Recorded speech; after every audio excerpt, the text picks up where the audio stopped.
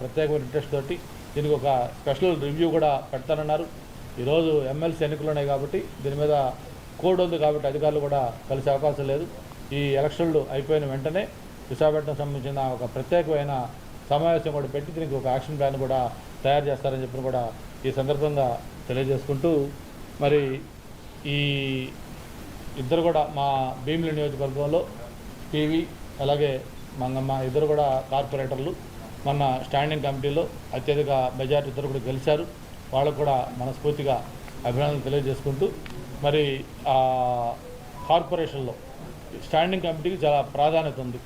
అటువంటి స్టాండింగ్ కమిటీలో 10కి 10 మొత్తం కూడా ఈరోజు కూటమి కైవసం చేసుకోవటం చాలా సుపరిణామం అని చెప్పి కూడా తెలియజేసుకుంటూ, రాబోయే రోజుల్లో కార్పొరేషన్లో పరిపాలనా పరంగా కూడా ఒక వేగంగా అభివృద్ధి కార్యక్రమాల్లో వీళ్ళందరూ బాధ్యత తీసుకుంటారని కూడా తెలియజేసుకుంటా ఉన్నాం.